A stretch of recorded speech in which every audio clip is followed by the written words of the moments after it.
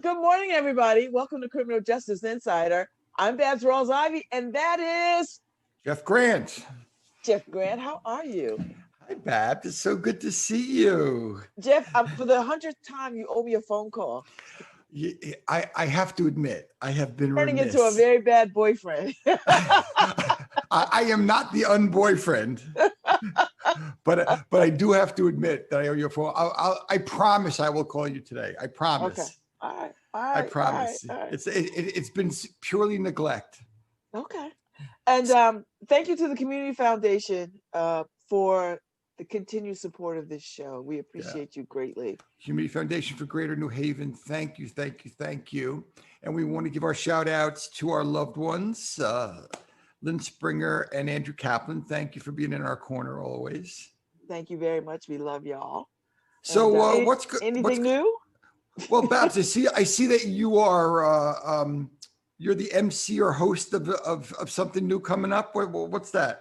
Yesterday, the night before, I hosted the arts. I'm on the Arts Council of Greater New Haven. Yeah. And the host. I've been hosting these little. I did one for Planned Parenthood. A few Planned Parenthood Southern New England. I hosted a conversation with Cecile Richards and Deja Fox. So I've been doing these virtual hosting duties, and I must say it's very nice to sort of be in community this way. So that we don't lose momentum for the work that we do in our respective organizations. So It's as true. much as we hate this Zoom life, it still keeps us connected. So yeah. Well, it is lemonades out of lemons, my friend. You know, there's no question. But I just need a little tequila, a little bit of tequila with that. I haven't touched that in a long time. I know. I got you. I know. How are you? What's new with you? Good. Well, we just put our 20th episode of White Collar Week in the can, which is great. We had Glenn Martin come back on with nice. with Richard Bronson from LA, and they talked about reinventing. The title was "Reinventing Yourself After Prison," and these guys have certainly reinvented themselves a bunch of times. So. I got to come on this show. I can talk. Oh yeah. Oh yeah, no. Oh yeah, you're going to be our lead for the spring. And so I want to tell you, I was giving a lecture to some students at St. Joseph's University in Pennsylvania the other night, because you can do that now on Zoom, right? And there were about 50 students in the room, and one of them asked me, because I guess they had to read my story before. That was the professor asked them to read my story before him. And one of them asked me, what are the two most important things you've learned in your journey? Which is really a difficult question to answer. You know, you got to kind of focus, right? And I said, marry the right person and live within your means. Oh, I like that, Jeff. Right. And it just came out of nowhere. You know, it wasn't like it was just, and these were business school students, and none of them that wasn't a business school answer. You know what I mean? No. It was just the truth. Because the business school answer is get every damn thing you can get. Yeah. Regardless or not. And the more I've thought about it, that's, you know, they're the two most important things I can think of. Well, that's wonderful. There you go. Well, I'm so glad that we are primed and ready to have a great conversation. Our guests today, Jeff, Gus Marks Hamilton, Shelby Henderson, and Anderson Curtis. So let me give you just a little bit of who they are. I know that their reputations precede them in these spaces, but Shelby Henderson is a smart justice leader and a fierce advocate for keeping formerly incarcerated people at the forefront of reforming the criminal legal system. Shelby has been a TAO Policy Fellow at Justice Leadership USA and a graduate student at the John Jay College Institute for Justice and Opportunity, and is currently in law school at the City University of New York. I'm a CUNY grad too. I went to Baruch, got my master's at Baruch. Gus Marks Hamilton has been a field organizer with the ACLU of Connecticut Smart Justice campaign since 2018. Gus is passionate about promoting the political and civic engagement of people who have been impacted by the criminal legal system through advocacy, lobbying, and direct action at the state capitol and across Connecticut. Lifelong resident, a graduate of the University of Connecticut. He's also a licensed master social worker and recovery support specialist. And Anderson Curtis is a field organizer for the ACLU of Connecticut. And in his role, Anderson is tasked with mobilizing and expanding the ACLU Smart Justice Connecticut campaign through strategic public engagement, identification, education, and recruitment of supports and volunteers to participate in ending mass incarceration in Connecticut. So Anderson lives with hope and dignity despite barriers to the employment and housing from collateral consequences of incarceration. So welcome, guests. It's Yeah, welcome everybody. It's so good to see you. We've been waiting to have the Connecticut ACLU on for quite a while, so we're really happy to have you here. I set out for the best. Because y'all have your work cut out for you this year, these last few years.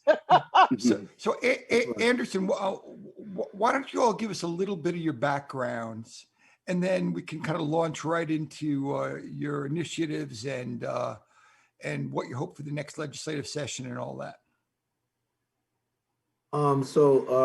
My background is I grew up in New Haven, Connecticut. I'm in my 13th year out of incarceration. I kind of spun the recidivism wheel for over 20 years going in and out. Came out in 2007, immediately went into Gateway Community College, earned an associate's degree in addiction counseling, and I haven't stopped grinding since then. And so, you know, a lot of what I've learned over this journey, I've been around my struggles with employment, dealing with the criminal record, living with a criminal record, learning who I am all over again.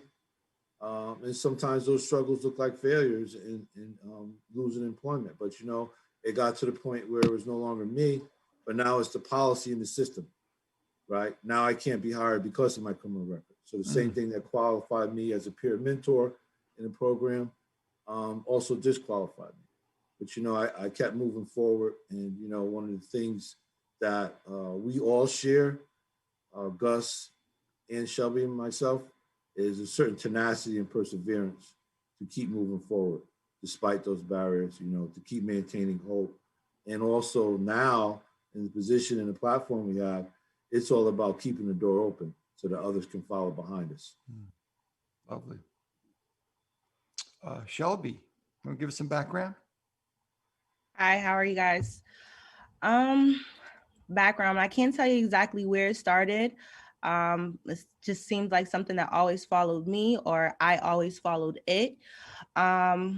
And what I can say is, you know, after I was released from prison in Broward County, I came to Connecticut and I came to like a legislative LOB event, and it was there where I was empowered and I just kept going. I felt, you know, prior to that, I felt like very hopeless. So likewise to Anderson, it's about leaving the door open, making changes so that other people don't have to face the same discriminations that I've faced, and really being the difference that I want to see. So people, not prisons. Like that. And Gus. Hi, thanks so much for having us on. My name's Gus. I'm one of the field organizers with the campaign.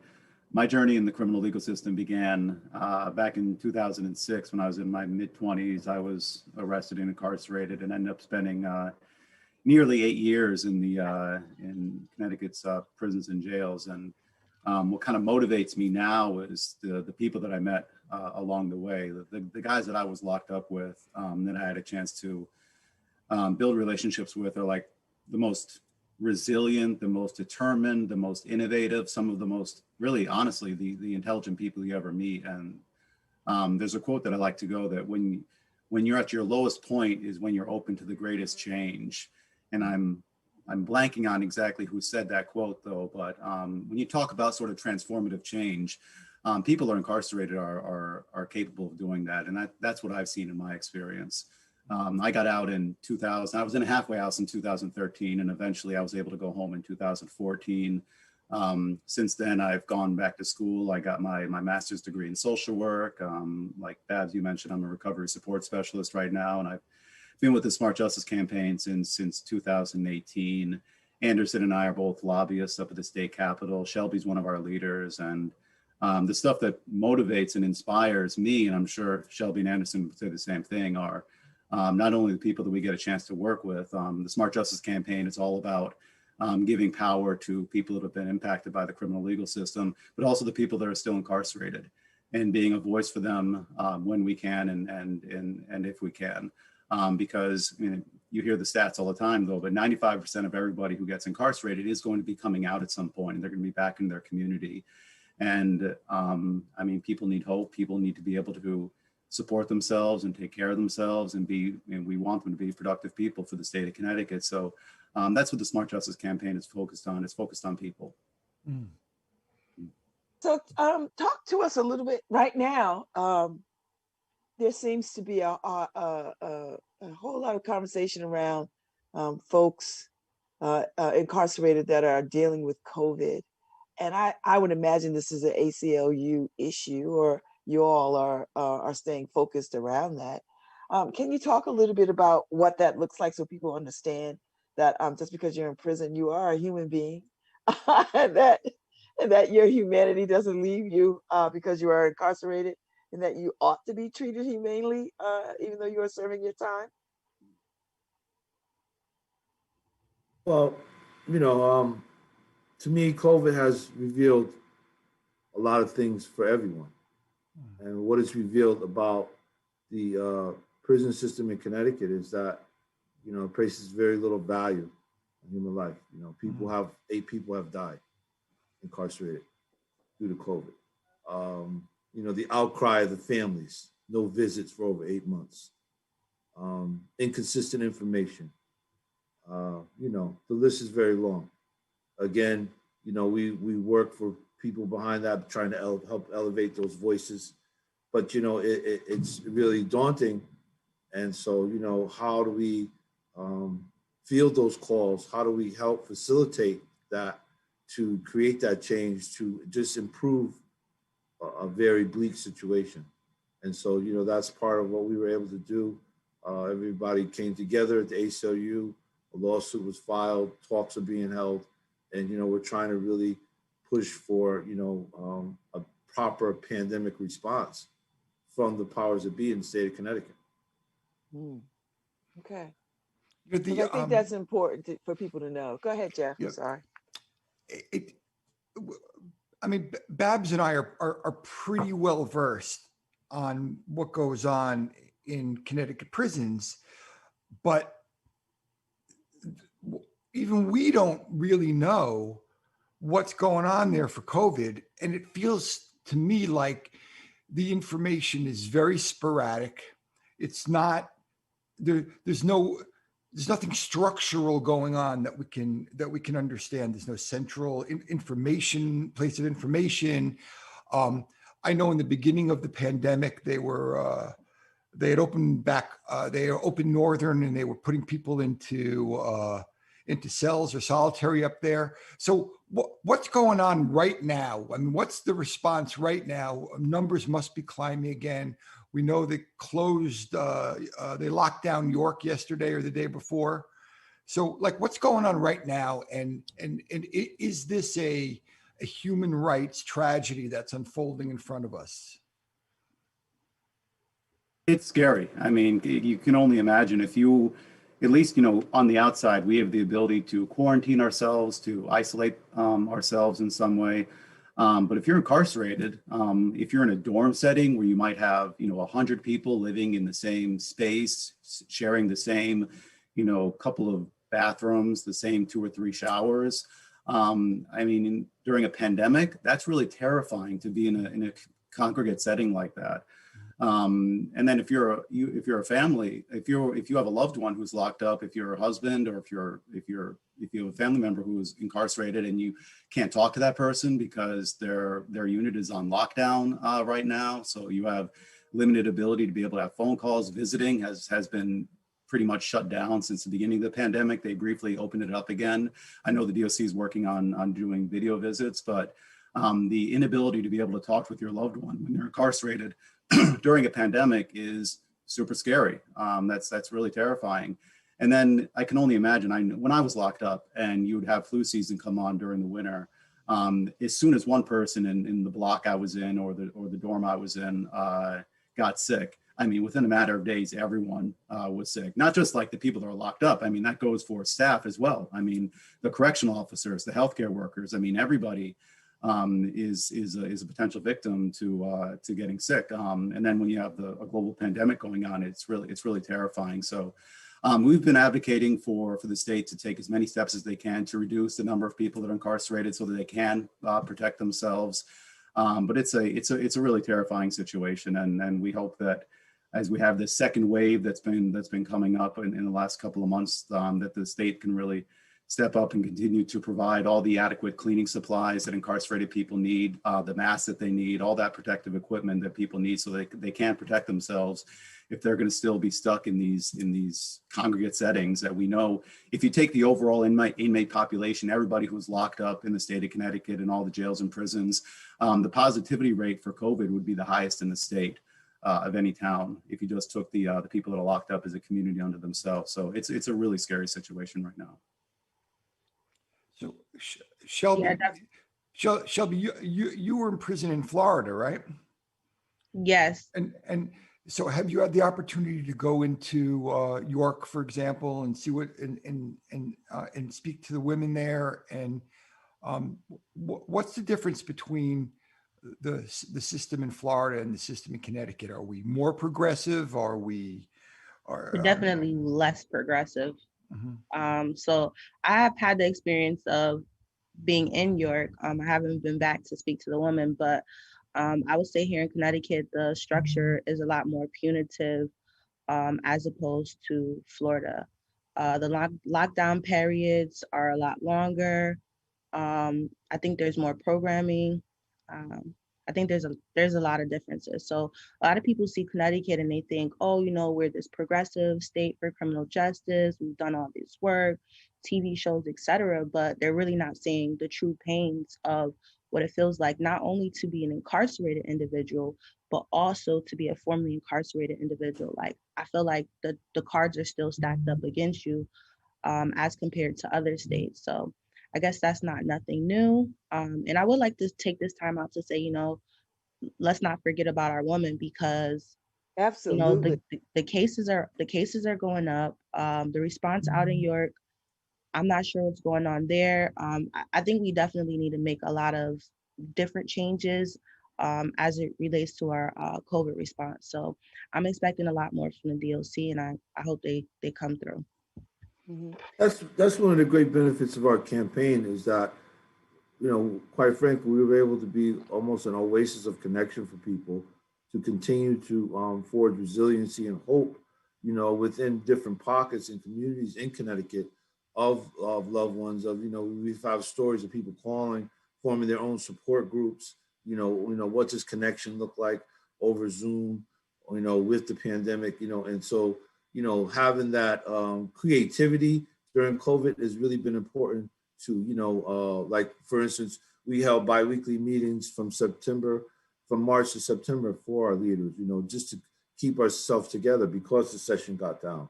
We were able to have a people session outside of the special session. We didn't have access to the building, but we were at the building. And so, finding ways to still elevate those concerns and the voices of the community that, we have the privilege and the responsibility to stand up for and to allow them to be heard, to elevate their voices.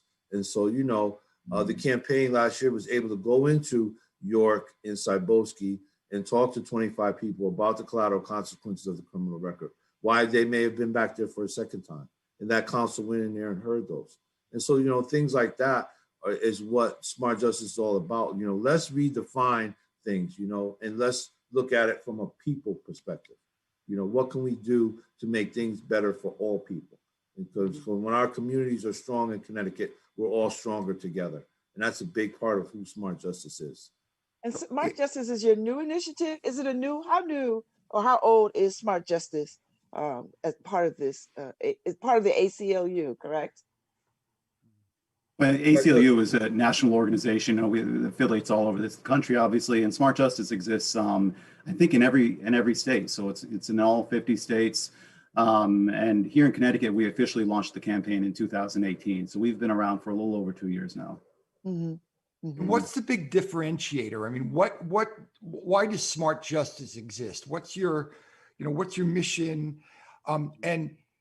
And especially within the context of, I think we can all agree that there's been a lot of defunding in the last few years of criminal justice nonprofits, and everybody's scrambling for the few dollars that are out there, and certainly identity.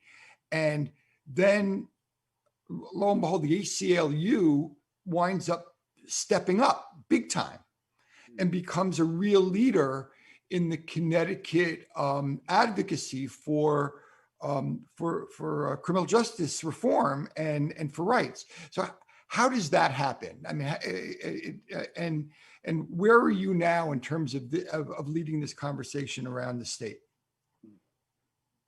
That happens, quite frankly, by creating pathways, giving people access to the legislative office building, right? Let's break it down. Let's go in there together. Shelby could talk about in the past 2 years how she has grown from when she first went in there to how she goes in there today. You're looking at the evidence. We're here, 3 formerly incarcerated people on your show today. You all have a show today. So we're evidence of what's going on in the change. Like Shelby said before, we want to not only be the change that we want to see, but also be able to bring other people in so that they could be a part of it. Because one of our values is our experience is our power. Mm-hmm. And I'm sure Gus and Shelby can tell you about it, because we've been working together for a while now to give people access to power, meaningful actions. When we act in solidarity, we reflect in solidarity, and we ask, what did you learn and what did you make you feel powerful? And that is a great springboard to continue going forward, whatever that may look like during COVID, during 2021. What we will know is that we will be there. Smart Justice will be there. Yeah, Smart Justice. So go ahead, Shelby. Sorry. I echo the same sentiments. I feel, all of us have, because we are all formerly incarcerated, the passion kind of lives within us. So there really is no option of, okay, we're going to walk away, or, oh, we're not going to go to this event. We will be there because we're literally fighting for not only for our lives, we're fighting for the lives of our loved ones. So that's not going to stop, and that's not going to change. It's one of the things I really do love about Smart Justice, is because to me, it embodies change. It embodies hope that people are going to get a fair trial. People are not going to be discriminated against when they come home. Those are things that we're not giving away and we're not walking away from. Mm-hmm. Mm-hmm. And I want to add this, Smart Justice exists to lend the power of the ACLU. The ACLU is this huge organization, like I said, national organization, to formerly incarcerated people. And when we launched during 2018, we launched during the gubernatorial election, which was following on the heels of 8 years of then Governor Malloy, who had made a lot of sort of reforms to the criminal justice system. And during the governor's race, though, nobody was talking about criminal justice in Connecticut. There was a lot of discussion around taxes and tolls, but nobody was talking about prisons and jails and sort of the continuation of reforming our criminal legal system. And we identified that as an opportunity. So when our campaign launched, we launched during the governor's race, going to all the debates, rallies. Every time there was a press conference, we'd show up and say, we want to hear about issues that matter to us. We want to hear about the collateral consequences of a criminal record. We want to hear about how you're going to create opportunities for people that have been impacted by the criminal legal system when it comes to being able to find jobs, so that people don't have to have this criminal record hanging over them for the rest of their lives. So the governor's race in 2018 became a really great opportunity for us to kind of step up and say that criminal justice is not something that just ends when then Governor Malloy leaves office. I mean, this is something we're still carrying with us. So that became our opportunity to really sort of get our name out there And then our activity during the campaign in 2018 led to a lot of the legislative work we were able to do in 2019 and then the beginning of 2020 before COVID arrived. Mhm. So how's the climate right now in terms of progressive criminal justice in the state? Um, People's willingness to collaborate. For a long time, there were a lot of silos operating. I know that people at the Tao Foundation and a lot of other people were trying to bring together everyone to the spirit of collaboration. We've had a turnover of corrections commissioners in the last few years. And we also hear these kind of very mixed and disparate messages. We had Mike Lawler on not long ago. He was our first guest of the season. And there's some people who are claiming a lot of victories. We've reduced the prison population massively. And so some of the messaging is about victories, but some of the messages is about just the opposite, about dehumanization. So like, where are we in all of this right now? So I'm glad you mentioned the silos. That's one of the reasons why I have the picture that's behind me. Mm-hmm. And that it was a joint effort that day with Smart Justice and Stop Solitary Connecticut. And so, you know, going forward, you will see more of that because it's about what we can do collectively together. Again, you know, our response is that we want to be in solidarity with other people coming at this from whatever lane they choose to come from it. But as we come in from all of our lanes together, we're even more powerful. And quite frankly, there's a lot of people out there who are looking to do something meaningful, who want change, who want to be a part of the action. They no longer want to sit on the sidelines. And so, you know, how do we not only connect with those people, reach out to those people, but create meaningful actions that will elevate their voice and move the conversation forward. So yeah, some of the numbers are good, the population is down, but guess what? Every month, people are still released end of sentence into homelessness. I already mentioned the 8 people that already died. You know what I mean? The numbers are out there. People dying from the opioid epidemic in the state of Connecticut, over half of them every year have DOC experience.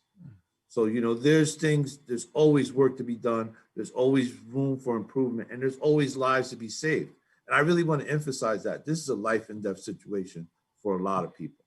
So Anderson, do you feel like, and anyone can jump in on this, so what is your legislative relationships like? Do you feel like the legislators are listening to you and are open to the conversations that you bring to them about what is happening in Connecticut's prison populations? Like what can you hang your hat on in terms of the strength of those relationships legislatively? Like what are your and then give us a sense of what your priorities moving into the next legislative season. Gus? Well, so 2019 was our first official legislative session, and we supported 2 bills that got passed. One bill had to do with transparency for prosecutors. I'm blanking on what the name of the bill was. It was like the bringing fairness and transparency into the criminal justice system. But that was a bill that was passed unanimously. It was a bipartisan bill, passed unanimously by both the House and the Senate, and it's a first in the country bill that is going to be collecting data about the decision making of prosecutors. We have 13 different judicial districts in Connecticut. Connecticut is one of only 3 states in the entire country that instead of electing prosecutors, if you go to a lot of other states, you'll actually turn on the TV and you'll see campaign ads for district attorneys who are called state's attorneys here in Connecticut. But in Connecticut, all of our state's attorneys are actually appointed by the Criminal Justice Commission. So we supported a bill that, again, it was passed unanimously, that is going to be collecting data about the decision-making of prosecutors, and that's a first in the country bill. In 2020, before COVID shut down the session, we were actually working on a second part of that bill. So the transparency brings data about their decision-making. The second part of that is to tie that decision-making to accountability. So there's hopefully a bill that will be introduced in 2021 that's going to be about prosecutorial accountability. And then we're also looking at the collateral consequences that people face when they're living with a criminal record. In 2019, we supported a bill that established the Council on the Collateral Consequences of a Criminal Record. That council identified over 500 barriers that exist in Connecticut for people who have criminal records when they're trying to find jobs, when they're trying to find housing, their ability to access financial products, just a whole host of barriers that exist for people with criminal records. So we're going to be working on that again in 2021, is helping to tear down all the societal institutional barriers that prevent people from being able to support themselves, being able to support their families, and being able to move on with their lives without that shadow of a criminal record hanging over them for the rest of their lives. And when you say barriers, Gus, you really mean, well, and part of that means things that can send people back to prison if they're Or out. prevent them from having a job. I mean, we hear over and over and again about, somebody gets hired for a job and they get through the application process and they start working, and a background check is done on them, and they end up losing that job even after they've had that job for maybe a month, or they've actually been paid by an employer, and then their background check comes to light and they're let go. Not for anything they've done while they've had their job. In many instances, people are great employees, they're doing really well in a job, but once their background comes to light, the employer is like, unfortunately, we have some sort of HR policy in place, and we can't have somebody because of your background and your record, and they lose their job. And when people can't support themselves, when they can't support their families, I mean, that's not what we want here in the state of Connecticut. Yeah, and then also, the recidivism rates are offensively high as well. Anderson, I think, mentioned the revolving door of people coming back into correctional facilities when they can't take care of themselves. I mean, that's all part of what Smart Justice has been working on over the past couple of years. I just wanted to go back to the question about being heard, and Shelby could talk to you about her experiences directly lobbying with legislators, and she'll tell you if they heard her. Yeah. Before I get to that point, thanks, Anderson. Before I get to that point, I think, Jeff, one of your questions were like, the numbers are dropping. What is there really to do? And even just to connect that to what Gus was saying, I think our campaign is led by real leaders who have real life problems and who've been impacted. So when we talk about, we're not policymakers, we're not talking about just numbers, we're talking about people's lives. So I think that, a lot of what we're doing is we're actually dismantling and we're trying to restructure the system. So when we're thinking about what is there to do, there's still a lot of work to do. Gus mentioned we passed one of the first prosecutorial transparency bills, right? Who was thinking about prosecutors, right? In Connecticut, we have this branch of people who are not even evaluated, 8-year terms. Like, that's crazy. So, people think like, oh, once a criminal, always a criminal. And that's not true. And that's why we're breaking down barriers to decarcerate, and also so that people are not discriminated against. In terms of just learning, and I mean, I've been faced with a lot of different things. One of the first times I walked into the legislative office building was with Smart Justice. Prior to that, I was kind of just like this strange place. I knew it was there, but I didn't think about the LOB as a place where I could actually go and be heard, and I had the ability to make a difference, or people even cared about me. So I appreciate the campaign for so many ways, because not only have I been able to make a difference, I've also been able to grow as an individual and also as a professional. And also even give back to my community and bring others with me. Like, hey, no, we don't have to live like this. Things don't have to be like this. So I've grown in a lot of ways. I feel like when we go into the legislative office building, I think that we come with a unique glow to us, because we're not lobbyists. We're speaking from our direct lives. So I do feel as if the legislators are listening. I mean, not everyone is going to agree with us, but one of the things that I've learned from the campaign and also from Anderson is that we're looking for common ground. So we're finding common ground and finding ways that we can all build together, work together for a better Connecticut for all of us. But in a lot of ways, the communication over at the legislature is about money and about allocations of resources. And the only thing I'm currently involved in Connecticut, for example, is the free prison phone call movement, which was Very dear to my important. heart. Which I know you guys. I see you at the meetings. I see you at the press conferences and all. But there's no question that the strategy is about having having people in the lower house and in the Senate sponsor bills, and then how to communicate with appropriations and how to make those presentations. And ultimately, when the rubber hits the road, it's about how they're going to allocate the money. So what are you working on right now for this coming session, and who are your champions? Because we know, and we don't mind naming names on this show, because we can, because Gary Winfield and Robin Porter and Tony Walker and Josh Elliott. I mean, these are kind of like the common's not the right word, but these are the dependable names that we can rely upon. But who's in your camp here, and who's sponsoring these bills, and how are you getting them lifted off the ground? So I'm glad you brought that up, because another dimension to the campaign is the value that we place on people who may not have been justice involved, who may have not been formerly incarcerated, but yet have a desire and a willingness to come say, what can we do to help?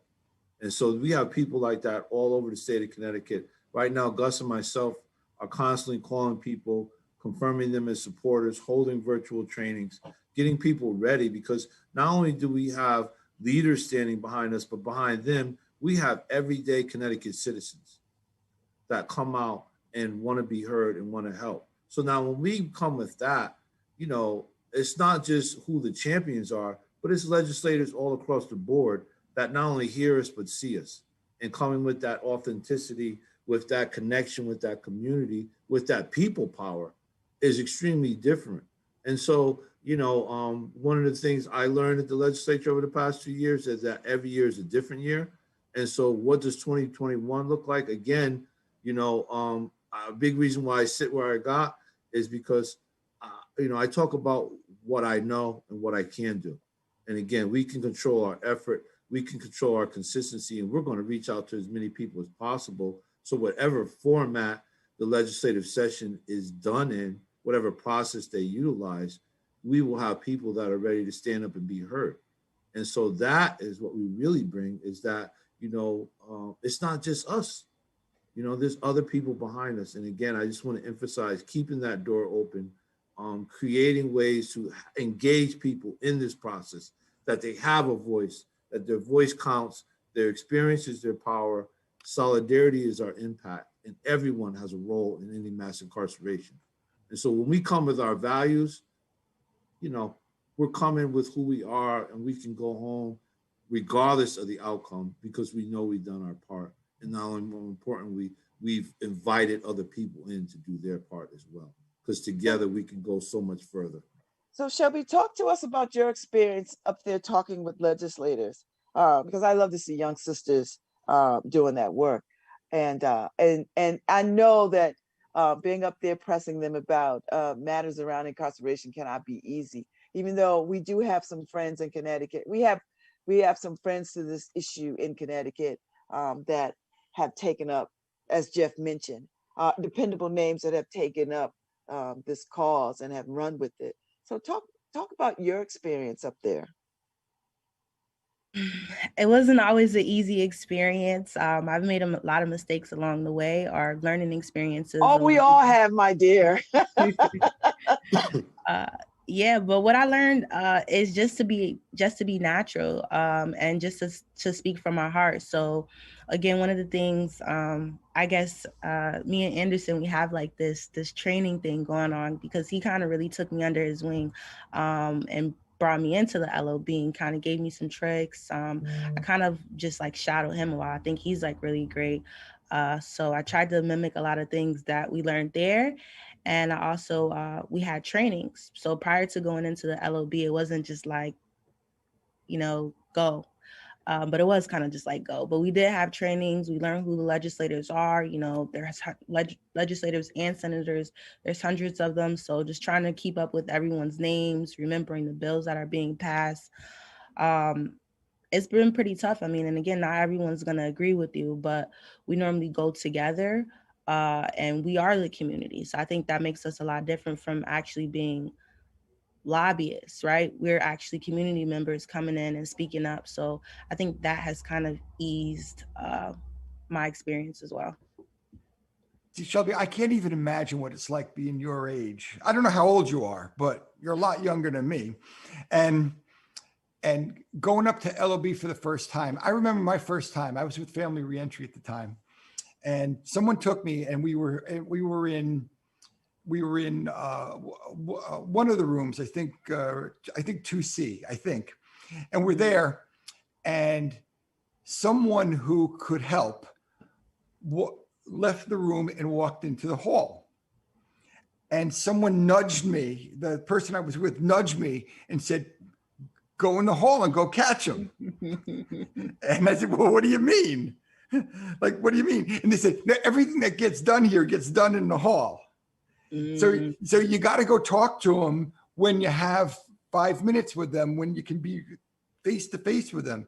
So what is it like breaking through the barrier? You've been to prison, you moved to Connecticut, and now you got to put your 15-second elevator pitch out there, and you've got to try to catch their attention. And then even more importantly, make sure that you have a commitment for follow-up. Otherwise, it's just a wasted opportunity. So what's that like for a young advocate getting started? Well, you might have a mentor that throws you in the water, and you live and learn, right? So you might have, a couple of those nudges like, hey, go to the hallway. And you may not know who you're following, right? Or what impression you're going to make on them, but you will live and you learn. And I think through those experiences, I was able to tailor my approach and pretty much just learn the ropes to a point where I'm getting up to go in the hallway, or I'm remembering faces and I'm remembering names, because again, this is something that I actually care about. So I was excited to be in the LOB every day. It was something that I look forward to actually being able to make a difference and share my experiences with our legislators to say, hey, I'm not sure what you think about formerly incarcerated people, but that doesn't match what I look like. That doesn't match what my friends look like. And I believe in second chances. I believe in redemption. I believe, again, in people, not prisons. And let me give you everything you need to know. So that was my experience. I learned, and I had a couple nudges along the way. I won't say any names, Anderson, but. That's awesome. I like that. I could jump in and just add, I mean, there's nothing more powerful and impactful than being able to walk up to one of your elected representatives and saying, I'm a constituent of yours, I vote for you. And like Jeff, you just mentioned, I need 15 seconds, maybe 90 seconds, maybe 2 minutes of your time to talk about this bill. And especially if you say, I'm somebody that was formerly incarcerated, I used to be locked up. I'm not locked up anymore, obviously. I'm in your community. I'm a voter. I'm a taxpayer, and I need to talk to you for a couple of minutes. We've seen that be incredibly powerful. And so we talk to everyone. Obviously, we have champions in the General Assembly. We try to talk to everyone, though. The chairs of committees are obviously really important. Representative Staffstrom and Senator Winfield are very important. But we try to talk to everybody. So if you see somebody that's walking across a hallway, if you see somebody coming out of a public hearing, and you want to grab them, just introduce yourself real quick. Say, hi, how you doing? My name's Gus. I'm with the Smart Justice Campaign. Just want to introduce myself and say, we're going to be in the Capitol every single day. You're going to see my face here all the time. And I'm happy and I want to be able to check in with you. By the way, these are the bills that we're working on right now. And we try to do that with our supporters and our volunteers. So if people want to be with us and they want to be able to come in, we try to identify who their legislators are, where they live, and how we can connect them with them. And then kind of prospectively looking forward with COVID coming in 2021, we know that the session's probably going to be virtual, at least for the first month or two. So the work that we do is going to get we have to be innovative. We have to think about ways that we can still continue to be able to connect with legislators, even though we can't be in the same space with them all the time. And you mentioned real quickly about some of the bills that we're working on. We have a continued prosecutor bill, accountability for prosecutors that we're going to be working on. Clean slate is a bill that you guys have probably heard about that was introduced. Yep, that was introduced last year, and unfortunately, COVID shut it down, but it's certainly going to come back this year. So we're going to be working on that bill. And then anti-discrimination for people that are living with a criminal record. People who have finished their sentences, people who are trying to move on with their lives, people who've had no continued interaction with the criminal legal system. They need to be able to move on at some point and not have that criminal record hang over them for the rest of their lives. People that have records that are decades old, but continue to have them show up when they apply for an apartment or they're trying to apply for a job.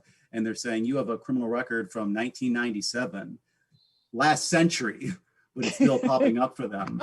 And that's insane. And people deserve the right to be able to support themselves and move on with their lives. When people have bad credit and you file for like bankruptcy, 7 years after that happens, you're able to move on with your life. You don't have to deal with that terrible credit score forever, the same way you do with a criminal record. For stuff that is like, you have some sort of a misdemeanor charge that happened 20 years ago. Why is that popping up when you're trying to apply for a job or get an apartment? It doesn't make any sense. Right. And, that's one of the things is the narrative change. We are not the worst day of our life. We have done so much to move forward. And how do we get, quite frankly, the powers that be to see that? The Board of Pardons and Paroles, denying people pardons 4 times. They've earned a license as a clinical social worker. They've earned master's degrees, but yet and still they're not ready for a pardon because to give them a pardon would diminish the severity of their crime. Well, guess what? That crime is never going to change, but they have changed, And so what do we hang our hat on? We hang our hat on as a campaign. We were able to take a campaign promise. Governor Lamont would appoint a formerly incarcerated person to the Criminal Justice Commission. That became a reality. Dwayne Betts now sits on the Criminal Justice Commission. In the interviews for the chief state's attorneys, the Criminal Justice Commission referred to the Smart Justice Survey that was circulated to the 13 state's attorneys. And those questions were asked during the interviews. So bringing processes like that to the public, bringing out the light, having people like Shelby, having supporters on Zoom calls for reappointment hearings. Gail Hardy was not reappointed, okay? There's different things that happen. And so how do we move the conversation forward in different arenas? We look to do that in many places we can in the state and just continue to show up and be a presence. And so, our call to action looks like, we have a website, we have the ACLU behind us, but more importantly, we have people that are willing to meet you where you are. The campaign is willing to meet you where you are. You don't have to change your life to become a part of Smart Justice. We will take you right where you are. We will take care of you in the moment, and we will make a moment and continue moving this conversation forward. Because again, lives are in the balance, and this is our reality. We're not going anywhere. It seems to me that one of the values of being a national organization, or part of a national organization, is that you have all those resources to draw upon. So let's take, for example, Clean Slate. That legislation is passed in other states. So is it that you have access to their resources, to their experience, how they got it pushed through their legislators, and then you have the folks in those states who are going to actually inform you and teach you what they did, what the mistakes they made were, and then so that you can bring it back to Connecticut? We could do it the other way. So, Shelby, tell them about the conversation we had about how we're going to jump into the Clean Slate. We brought everybody in the room. Yeah, we brought everyone in the room. All of the leaders came together. The question was posed, would we like to support Clean Slate? And at that meeting, we decided, that we would like to push for a true clean slate so that is more inclusive to everyone.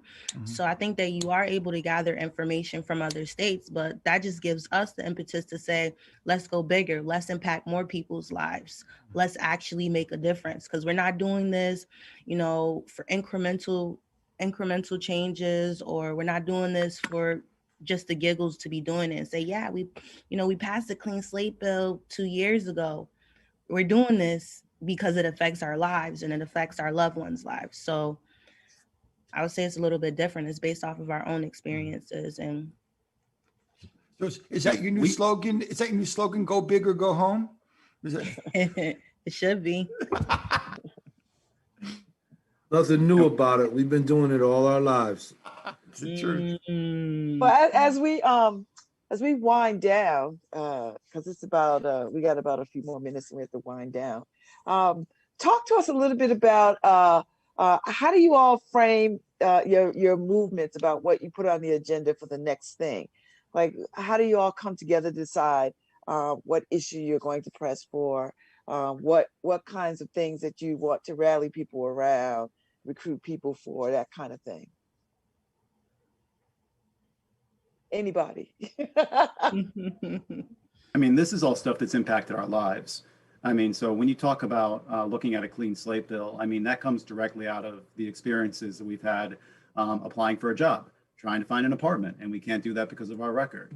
I mean, the Smart Justice Campaign is built on the experiences of formerly incarcerated people that people directed by the criminal justice system have had, and trying to change those. It's not just about making reforms to the criminal legal system. It's about changing the way that the criminal legal system in Connecticut operates.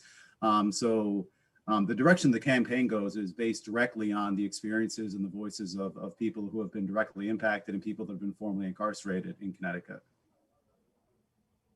So how do people get in touch with you? Are you a 501c3? Do you accept donations? Do you have a website? Give the pitch now for how people get involved with you and how you raise your money and all. Yeah, we have, I mean, Anderson, even ACLU. Oh, sure. Go ahead, Anderson. All right. Like Gus was saying, the ACLU website, we have a great communications director. We have a development department. They will steer you to the right places. And, you can give Megan's name. You can go for it. Yeah, Megan is our communications director. Our campaign manager is Claudine Fox. Our political director is Melvin Medina. Executive director Dave McGuire. There's a whole host of people, and it's just a privilege to be here, but more importantly, it's a responsibility to keep pushing, and I can't emphasize that enough. It's just a lot. It really is a lot because the moments that we make are joyful and need to be celebrated. But there's so much more that can be done, because I quite frankly, I get phone calls and sometimes I just have to allow a person to be heard and just listen to them. I may not be able to help them directly, but I will be able to listen to them. Okay. Hopefully shift them somewhere. I just added too, I mean, everybody can go to, it's the acluct.org. That's our website. There's a take action button people can click on. There's a volunteer form people can fill out and put their information and join the Smart Justice Campaign. And then we'll reach out to them. We'll do meetings with them. They can become volunteers and support us with our campaign. But acluct.org, that's our website. Well, thank you for this rich conversation today. Thank you all. I appreciate y'all. Yeah, we're glad. And I know Jeff will have y'all back on. Jeff will have you back on. I hope so. Keep up with your progress. Yeah, definitely. We'd love to. So Babz, there's another wonderful show under our belt. Yeah. It's such good work. Such good work. Thank you all for joining us today. Thank you all. Thank you. Thank you for your Lynn time. Springer and Andrew Kaplan. Thank you, Community Foundation. Thank you, Harry Droz. And thank you, Jeff Grant. Thank you, Babz. I love you. And I will speak to you later in the day. Yes. Y'all have a good day. Be safe. Bye-bye, everybody. God bless. Hi, this is Babz Rawls-Ivy from New Haven, Connecticut, and you're listening to WNHHLP 103.5 FM, streaming live at newhavenindependent.org.